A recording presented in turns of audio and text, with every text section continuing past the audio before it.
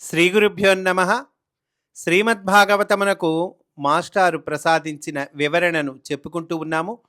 అందులో భాగంగా ప్రహ్లాద చరిత్రలో ఉన్నామండి మనము. ఇట్లు పలికిన తండ్రి మాటలు విని ప్రహ్లాదుడు తమ పురోహితుని వంక చూచి ఇట్లనెను: తాను ఇతరులు అను అభిప్రాయము మోహము వలన కలుగును. దానిని తొలగించుకొని అంతర్యామియందు బుద్ధి నిలిపిన వారే నిజమైన జ్ఞానము కలవారు.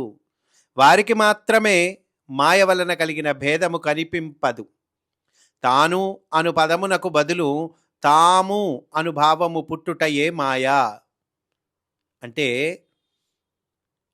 ఎవని దేహమునందు మాస్టర్ చెప్తూ ఉన్నారండి, ఎవరి దేహమునందు వాడు వేరుగా ఉన్నాడని నమ్మినప్పుడే తాము అను బహువచనము పుట్టును. తాము అంటే ఏంటండి? ప్లూరల్ కదండి.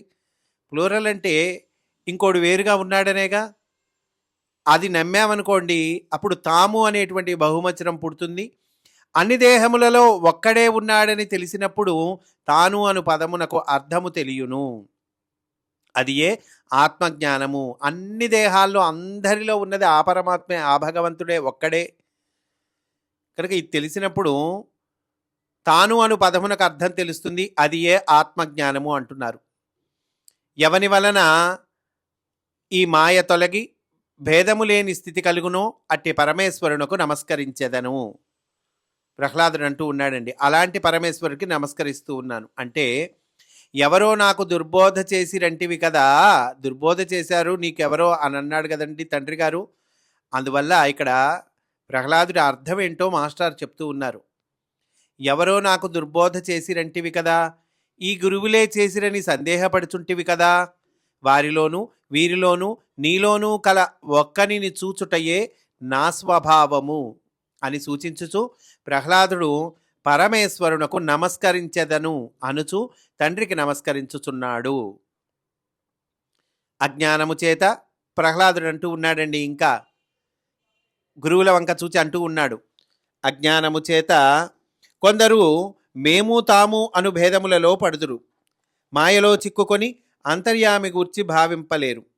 అన్వయము చెడిన క్రమములతోడి పదములను ప్రయోగించి సంభాషణములు చేయుచుందురు. తెలుసుకొనగోరు వారికి ఇది మార్గము కాదు. అంటే తెలుసుకోవాలనుకుంటే ఇది మార్గం కాదయ్యా. వీరందరూ మోహమునందున్నవారు. బ్రహ్మ మొదలగు వేదవేత్తలందరూ కూడా నేను మీరు అనుభావములకు లోనగుచున్నవారే కదా. ఇంకా మిగిలిన వారిని గురించి ఏమి చెప్పవలను? మిగిలిన వాళ్ళని గురించి ఇంకేం చెబుతాం? బ్రహ్మగారే లోనవుతూ ఉంటే మిగతా వాళ్ళ గురించి ఏం చెప్పగలమండి? ఇక్కడ మాస్టర్ అంటూ ఉన్నారండి, మేము తాము అను అభిప్రాయములు లేనిదే సృష్టి లేదు. సృష్టిలో ఉన్నను ఈ అభిప్రాయములకు అతీతులై నేనను పదమునకు అర్థమైన పరమాత్మ భావముగా జీవించువారే జ్ఞానులు. దురన్వయ క్రమములనగా అన్వయము కుదరని వాక్యములు. దురన్వయ క్రమములు అంటే ఏంటండి? అన్వయము కుదరనటువంటి వాక్యములు. ఒకడే ఇన్ని దేహముల యందు ఉండి దేహభేదములను పాటించుచు మీరు రెండు వారిని పొమ్మనుడు నేను పోవుచున్నాను మున్నగు వాక్యములను పలుకబడుచుండును. అంతే కదండి. ఒకడు ఏదో మీరంటాడు, వారంటాడు, మీరు రెండంటాడు, వారి పొండ నేను పోతున్నానంటాడు. కానీ ఒకడే ఇన్ని దేహముల యందున్నప్పుడు దేహములను అనుసరించి బహువచనము వాడవలెనా? దేహాలు వేరు కదండి, అప్పుడు బహువచనం వాడాలా? అంతర్యామిని అనుసరించి ఏకవచనము భావింపవలెనా? అంతటా ఉన్నది అదే అంతర్యామే, అదే పరమాత్మ కాబట్టి ఏకవచనం వాడాలా? లేతే దేహాలను అనుసరించి ప్లూరల్ కాబట్టి బహువచనం వాడాలా? అనునది తేలదు అంటున్నారు మాస్టారు. మరి ఏంటండి దానికి సమాధానము?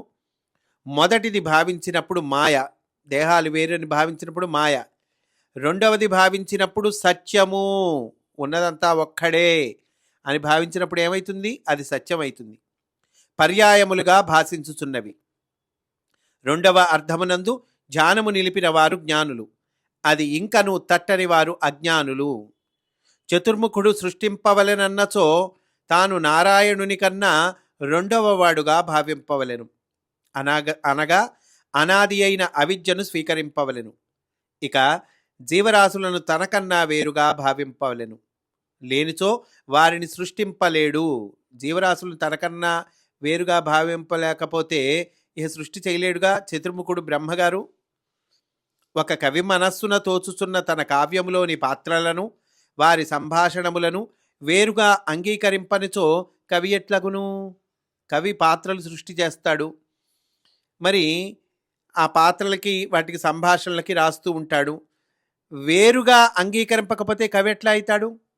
అనగా మహామాయను అంగీకరింపవలెను. అంగీకరించాలండి మహామాయను కూడా. అదేదో తప్పు పట్టడం, నిరాదరణ చేయటం కాదు అంటున్నారు. మహామాయను అంగీకరింపవలెను. సృష్టికి చిక్కులు కలిగినప్పుడు అంతర్యామిని స్మరింపవలెను. ఈ రెండు స్థితులను సృష్టికర్తకే తప్పనప్పుడు, ఈ రెండు స్థితులు కూడా సృష్టికర్తకే తప్పనప్పుడు మిగిలిన వారికి లెక్క ఏమి? ఇంక మిగతా వాళ్ళ సంగతి ఏం చెప్పాలండి? మాయలోనున్న మనస్సు అంతర్యామిని చూచి ఎప్పుడును భ్రాంతి పడుచుండును. అయస్కాంతము ప్రక్కనున్నప్పుడు ఇనుపరజను గిరగిరా తిరిగి కొట్టుకొనును. ఈ కొట్టుకొనుట తాను అయస్కాంతమగుట కొరకే అని తెలియదు. అట్లే హృదయమునందలి ఈశ్వరుని సన్నిధిలో నా హృదయము గిరగిరా తిరిగి కరగుచున్నది ప్రహ్లాదుడు అంటూ ఉన్నాడండి. అయస్కాంతం ఉన్న పక్కన ఉన్న రజన ఎట్లా అయితే గిరగిరా తిరిగి కొట్టుకుంటుందో, హృదయమునందల ఈశ్వరుని ఉన్నాడు, ఆయన సన్నిధిలో నా హృదయము గిరగిరా తిరిగి కరగుచున్నది అంటున్నాడు. అంటే మాస్టర్ చెప్తూ ఉన్నారు, ఇది తన వశమున ఉన్నదని కానీ తానాపినచో ఆగునది కానీ కాదు. మన వశంలో లేదు, మనం ఆపితే ఆగదు. ఒకరి బోధ వలన అబ్బునదియూ కాదు. గురువులు దుర్బోధ చేసిరేమో అని తండ్రి సందేహించుచున్నాడు. గురువులు కూడా మనస్సున కష్టపడుచున్నారు. దానిని పరిహరించుటకే ప్రహ్లాదుడు ఈ పలుకులను తండ్రితో చెప్పక గురువులతో చెప్పుచున్నాడు. అయ్యా వాళ్ళదేవి లేదయ్యా, గురువులదేవి లేదు అని తండ్రితో చెప్పలేక గురువులతో చెప్తూ ఉన్నాడండి. కల్పవృక్షమందలి పుష్పములలోని తేనెల తీయదన మెరిగిన తుమ్మిద గడ్డిపూల వైపుకు పోతుందా? నిర్మలమైన గంగానది అలలపై ఈదులాడు రాజహంస ఇతర నదులలోకి పోతుందా? తీయమామిడి చిగుళ్ళు తిని పరవశముగా కూయినట్టి కోయిల కొండమల్లె చెట్ల వైపుకు పోతుందా? ఏమయ్యా తండ్రి గారు, ఎట్లా? పూర్ణిమ నాటి చంద్రుని వెన్నెలను ఆనందించు చెకోర పక్షి దట్టమైన మంచు పొరల వైపునకు పోవునా? నారాయణుని పాద పద్మములను ధ్యానించుటయే అమృతముగా గ్రోలుట మత్తుగొనిన మనస్సు ఇతర వస్తువులపైకి ఎట్లు పోవును? ఇంకా పలు మాటలేలా ఈ మనస్సు లక్షణము ఇంతే అంటూ ఉన్నాడండి ప్రహ్లాదుడు. ఏమయ్యా, చిన్న చిన్న విషయాలకి, అల్పమైన విషయాలకి పోదు ఈ మనస్సు లక్షణం ఇంతే. ఇక్కడ మాస్టర్ చెప్తూ ఉన్నారు, ఈ పలుకులను హిరణ్యకశిపునితో చెప్పక ప్రహ్లాదుడు తన గురువుల వైపు తిరిగి మాట్లాడుచున్నాడు. తనకు దైవభక్తిని ఆ గురువులు బోధించిరేమో అని తండ్రి సందేహపడకుండుటకై గురువుల వైపు తిరిగి పలుకుచున్నాడు. దీనిని ఆధారముగా కొని గురువులు తనపై కోపించి పలికిరి. అది కూడా తమపై నింద రాకుండుటకే. వాళ్ళ మీద నింద రాకుండా వాళ్ళ బాధ వాళ్ళది. దీనితో వారి వారి సహజ శీలములు బయటపడినవి. తన వలన ఎదుటివారికి నింద రాకూడదని ప్రహ్లాదుడు, తమకు నింద రాకూడదని గురువులు బాధపడుచున్నారు. ఈ విశేషమును గ్రహింపలేనివాడు కాడు హిరణ్యకశిపుడు. కానీ ఈ సద్గుణములు అసమర్థతకు లక్షణములని అతని మతము. అసుర లక్షణములు అంటక దివ్య లక్షణములు పట్టుబడుచున్నవని, దానితో తన కొడుకు ప్రతాపవంతుడు కాలేక తన శత్రువును కీర్తించు ద్రాపి అగుచున్నాడని అతని ఆందోళన.